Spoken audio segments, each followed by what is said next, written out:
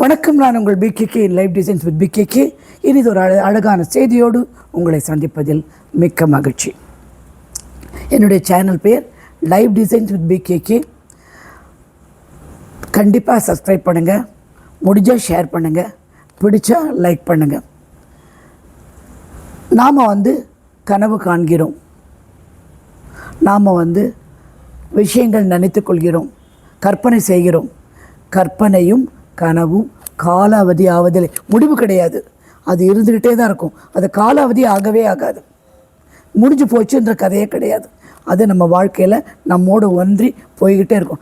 ஒவ்வொரு விஷயம் நாம் நினைக்கிறதெல்லாம், நாளைக்கு இதை பண்ண போகிறோம், இந்த விஷயம் ஒரு ஃப்ரிட்ஜ் வாங்குகிறோம் அப்படின்னா அது ஒரு கனவு, அது ஒரு கற்பனை. அது காலாவதி ஆகாது, நீங்கள் வாங்கி முடித்து வச்ச மட்டும். எனவே கனவுகளை விட்டு விடாதீர்கள், பிடிச்சிக்கோங்க. இந்த கனவு தான் உங்களுக்கு நல்ல விஷயங்கள் பல உங்கள் வாழ்க்கையில் செய்துவிடும். காலாவதியாகாத கனவு உங்களுக்கு மிக்க மிக்க நன்று. இந்த கனவு காண்பது மிக சக்தி வாய்ந்தது. நீங்கள் கனவு காணும்போது உங்களை நீங்கள் திரும்ப திரும்ப நம்புகிறேன், என்னால் இது சாதிக்க முடியும், நான் செய்து விடுவேன், நடந்துவிடும். அப்படி பண்ணும்போது என்னாகும் அப்படின்னா, நீங்கள் உங்களுடைய பாதைகளை நம்புவீர்கள், நீங்கள் பயணிப்பதை நம்புவீர்கள். அதில் ஒரு மேஜிக், ஒரு அதிசயம் உண்டு பண்ணும். அந்த அதிசயத்தை நீங்கள் நம்பி அதை நீங்கள் ஆரம்பிப்பீர்கள். இந்த பிரபஞ்சம் உங்களை திரும்ப திரும்ப நினைக்க வைக்கும். எவ்வளோ எங்கே நீ இருந்தாலும் சரி, எவ்வளோ தோல்விகளை நீ சந்தித்து கடந்த கால விஷயங்கள் நடந்து போனாலும் சரி, திரும்ப திரும்ப நீ ஒரு வெற்றியாளன், உன்னால் செய்ய முடியும், இது உனக்கு நடந்துவிடும் அப்படின்னா பிரபஞ்சம் உங்களை நினைக்க வைக்கும். நீங்கள் நினைத்து நினைத்து, நான் பழசு இருக்கிற இடம் ஏதோ ஒரு இடம், கனவு காண்றது வேறு ஏதோ இருந்தாலும் அதை ரெண்டும் ஒன்றா சேர்க்கறது இந்த பிரபஞ்சம்தான். எண்ணங்களும் உணர்வுகளும் ஒன்றாக ஒரே அலைவரிசையில் சேர்த்து உங்களுடைய கனவுகளுக்கும் உங்களுடைய நம்பிக்கைக்கும் எல்லையே கிடையாது, இன்ஃபினைட், அளவு கிடையாது. அளப்பற்கரிய ஒரு அளக்கவே முடியாத சக்தி வாய்ந்த மனிதர் நாம் எல்லோரும். ஒவ்வொருத்தர்கிட்டையும் இன்ஃபினைட், ரொம்ப ரொம்ப ரொம்ப சக்தி வாய்ந்தவர்கள், அளக்கவே முடியாத நம் சக்தி. ஏன் அப்படின்னா, we are part of the God universe, கடவுளின் ஒரு பாகம். கடவுள் மனுஷனை தன் உருவத்தில் படைத்தார் அப்படிம்பாங்க. அப்படி படைத்தாலும் உன்னுடைய உணர்வு, உன்னுடைய எண்ணங்கள், உன்னுடைய சந்தோஷம், உன்னுடைய துக்கம் எல்லாமே அவரை சார்ந்தது, உன்னுடைய நம்பிக்கை. அதனால் நீ தேர்ந்தெடுத்த பாதை, நீ மிக சக்தி வாய்ந்தவன், அளவிட முடியாத சக்தி உள்ளவர்கள் என்று நீங்கள் உங்களை கண்டிப்பாக நம்ப வேண்டும். கனவு காலங்கள் அப்படின்னு சொல்லி அப்துல் கலாம் சொன்னார், சும்மா சொல்லலை அவர். கனவுல தான் வாழ்க்கையின் பாதையே, விஸ்தாரமே. அப்படியே சுற்றி சுற்றி சுற்றி நினச்சி பார்க்குறதாங்க கனவு. ஒவ்வொரு விஷயம் நம்ம இது நடக்கும், இது செய்ய போகிறோம், இது வாங்க போகிறோம், இது நடக்க போகுது, இது கிடைக்க போகுது, இதெல்லாம் கற்பனையும் கனவும் தான். இது அனைத்தும் சேர்ந்தது தான் நம் வாழ்க்கை. நம் வாழ்க்கையில் நடைமுறைக்கு இது மிக மிக தேவை. நீங்கள் எதிலும் பின்தங்கவில்லை, இதற்கும் லேட் கிடையாது.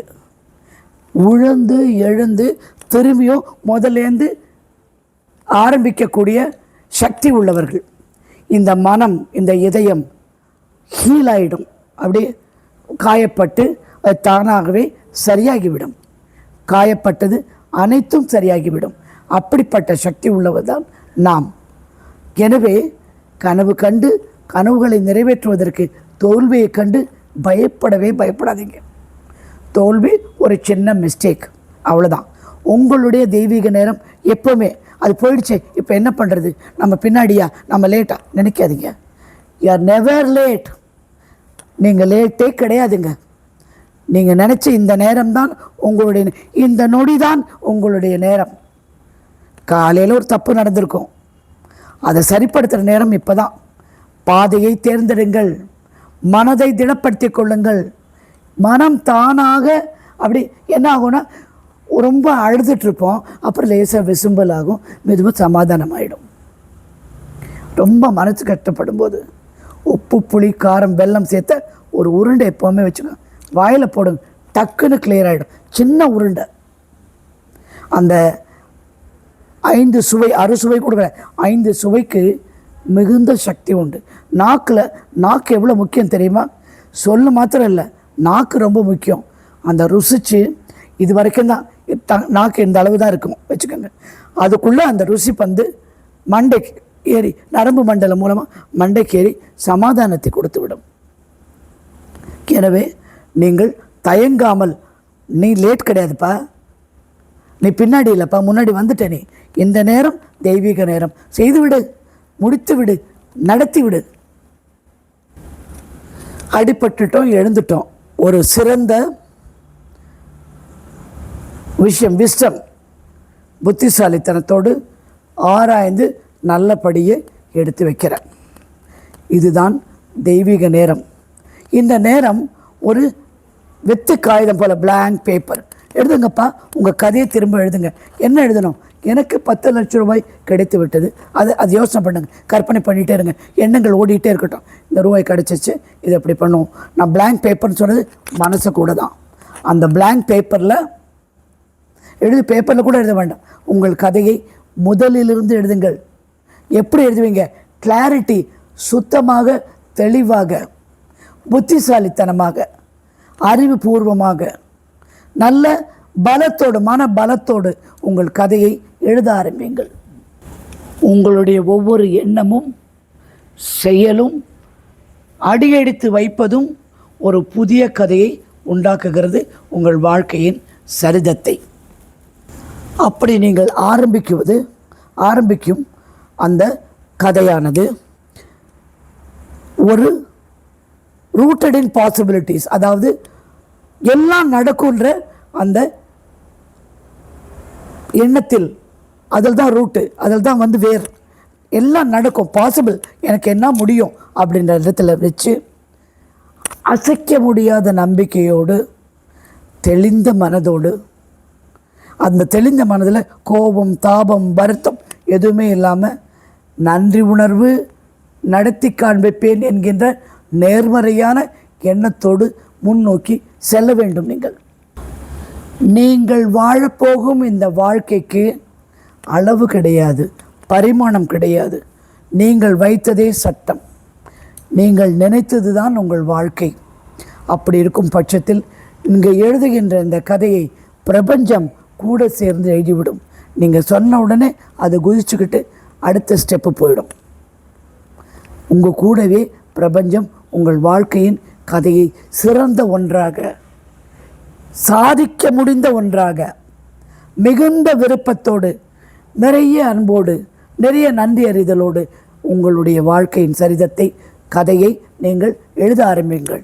எழுதுன புக்கில் எழுதுதில்லை, நினைக்கிறது, செய்யறது, செயல்பாடு, என்னெல்லாம் செய்யணுமோ அதெல்லாம் செய்யறது, வேணுங்கிறதெல்லாம் நினச்சி அதெல்லாம் நிறைவேற்றதுக்கான ஆயத்தம் பண்ணுறது. சின்ன சமையலே எடுத்துக்கோங்களேன், இன்றைக்கி அரைச்சி விட்ட சாம்பார் அப்படின்னு வச்சுக்கோங்க. உடனே என்ன பண்ணுவீங்க? தேங்காய் துருவி, தனியா சேர்த்து, மிளகா வறுத்து, அதை பண்ணி இதை பண்ணி அதெல்லாம் ரெடி பண்ணுவீங்க. அது மாதிரி தான் லைஃப்பும். ஒரு விஷயம் வேணும், ஒரு கோல், அங்கே இருக்கிறது என்னுடைய குறிக்கோள், அதை நோக்கி நான் செல்வதானால் எப்படி வேணும்? ஒழுங்கான செருப்பு வேணும், நல்ல உடை வேணும், நல்ல வாக்கு வேண்டும். அதோடு போயிட்டு நடத்தி விடணும். செயல்பாடு, இதை ரெடி பண்ணணும், அதை ரெடி பண்ணணும், பேப்பர்ஸ் ரெடி பண்ணணும், சப்மிட் பண்ணணும், எல்லாத்தையுமே பண்ணுங்கள். அதுதான் நீங்கள் எழுதுகின்ற உங்களுடைய கதை. உடனே என்னை கேட்காதீங்க, எத்தனை தரம் எழுதணுமா? உங்களுக்கு ஒரு தரம் தான், ஒரே கதை தான். நீங்கள் உங்கள் கதையை எழுதுறது உங்கள்கிட்ட தான் இருக்குது. நான் இதை ஜெயித்து காட்டுவேன். நீங்கள் எல்லாரும் ஜெயிக்க முடியும், கண்டிப்பாக ஜெயிப்பீங்க. ஜெயிச்சு கதை எனக்கு வரும். நேற்று ஒரு அம்மா சொல்லிட்டு இருந்தாங்க, அம்மா என் மகனுக்கு இங்கே ட்ரான்ஸ்ஃபர் வேணும்னு சொல்லி பிரபஞ்சத்தை கேட்டிருந்தேன், வந்துட்டார். அப்புறம் நினச்சேன், என் மகன் என்னோட 10 நாள் இருந்தால் தேவையில்லையே, உடனே ஜாயின் பண்ண சொன்னேன். அதுக்கும் இம்மீடியட்டாக நான் நினச்ச மாற்றத்தை சில பேருக்கு பிரபஞ்சம் ஓடி ஓடி வேலைக்காரன் மாதிரி வேலை செய்யுது. என்ன மாதிரி ஆளுக்கெல்லாம் என்னை அழ வச்சு அப்படி கொண்டு போய் மெதுவாக தான் செஞ்சு கொடுக்கும். உடனடியாக செய்த காரியமே கிடையாது. நான் கடுமையாக உழைத்தால்தான் என் காரியங்கள் நிறைவேறும். ஆனால் நான் கேட்குற விஷயம்லாம் அப்படிப்பட்ட விஷயம், சாதாரணமாக செய்கிற விஷயம். சில பேருக்கு உடனடியாக அப்பொழுதே பிரபஞ்சம் செய்து கொடுக்கறது. பேசுகிறாங்க, என் மகள் திருமணம் நிச்சயமாக, ஒரு 34 வயசு பொண்ணு கல்யாணம் நடக்கலை. நான் இதான் சொன்னேன், எழுதுங்க அஃபர்மேஷன், குலதெய்வம் வேண்டிக்கங்க, பொண்ணு மாப்பிள்ளை பார்க்க வரும்போது கட்டுறதுக்கான ஒரு புடவை வாங்கி பீரோவில் வைங்க, வந்துட்டார் மாப்பிள்ளை அப்படின்னு சொல்லி நினச்சிக்கோங்க. நடந்துருச்சு அவங்களுக்கு. 18 நாள், பல வருஷம் அவங்களுக்கும் நடந்து. ஏன் பேர் சொல்ல விரும்பலைன்னா, அவங்க திருப்பூர், பேர் சொல்ல முடியாது, ஏன்னா பர்சனல் இல்லையா, என்னை நம்பி சொல்லியிருக்காங்க, அதனால் சொல்ல முடியாது. ஸோ இந்த மாதிரி பிரபஞ்சம் ஓடி ஓடி உங்களோடு கதை எழுதுகின்ற கதை உங்களுடைய கதை, உங்களுடைய வாழ்க்கை, உங்களுக்கு தேவையான விஷயங்கள் அனைத்தும் இந்த பிரபஞ்சம் எழுதி கொடுத்து விடும். இந்த புது அத்தியாயத்தை எழுதி முடிக்கும்போது நீங்கள் ஒரு புது மனிதராக, மூஞ்சி பளபளக்க மினுமினுக்க அழகாக ஆகிவிடுவீர்கள். இந்த வெற்றி என்பது நம்ம மனுஷனாக பிறந்த நம்ம எல்லாருக்கும் ரொம்ப தேவை, எனக்கு கூட தேவை. இந்த யூடியூப் சேனலை சக்ஸஸ் பண்ணணும்னு கங்கணம் கட்டிட்டு விடாமல், எவ்வளோ வேலை பிரச்சனைகளுக்கு நடுவில் எப்படியும் இந்த கண்டென்ட் எடுத்து ரெடி பண்ணி நான் இதை செஞ்சு முடிச்சிடுறது. ஏன்னா இதில் நான் செய்கின்ற அனைத்திலுமே வெற்றி பெற்றால், கீழே விழுந்து சறுக்கி விழுந்திருக்கேன், ஏமாந்துருக்கேன். நான் ரொம்ப ஃபேமஸ், ஏமாறுறதுக்கு நான் ரொம்ப ஃபேமஸ். ஆன்லைனில் எப்படி பார்த்துட்ருப்பேன், ஏதாவது 1200 ஏதோ இருக்குது அப்படின்னா உடனே அதை ஆன்லைனில், அவன் சிஓடி இல்லை, இப்போல்லாம் உஷார், நான் சிஓடி இல்லை உடனே பே பண்ணால் அதை பே பண்ணிவிட்டு கடைசியில் ஆள் அட்ரஸே இல்லாமல் போயிடும். அது மாதிரி 2-3 தரம் ஐ வாஸ் ஸ்கேம்டு, என்னை ஏமாற்றிருக்காங்க. இப்போல்லாம் ரொம்ப சுருப்பு, சிஓடி தான். புரிஞ்சுதா? அதனால் வாழ்க்கையை வெற்றியை நோக்கி நாம் போகும்போது அந்த வெற்றியானது நமக்கு ஒரு மினுமினுப்பை, மூஞ்சி நல்லா தெளிஞ்சிருக்கும், வாயில் வரதெல்லாம் சந்தோஷமான வார்த்தைகளாக வரும். ஒரு பட்டாம்பூச்சி பறக்குதுங்க, நான் பேசுகிறதுக்கு பதில் சொல்லுது.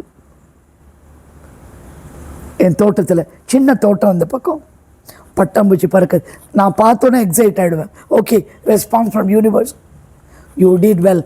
நான் இந்த பிரபஞ்சத்தோடு ரொம்ப வருஷமாக இருக்கேன், ஆனால் யூடியூபராக ஒரு வருஷமாக தான் இருக்கேன்.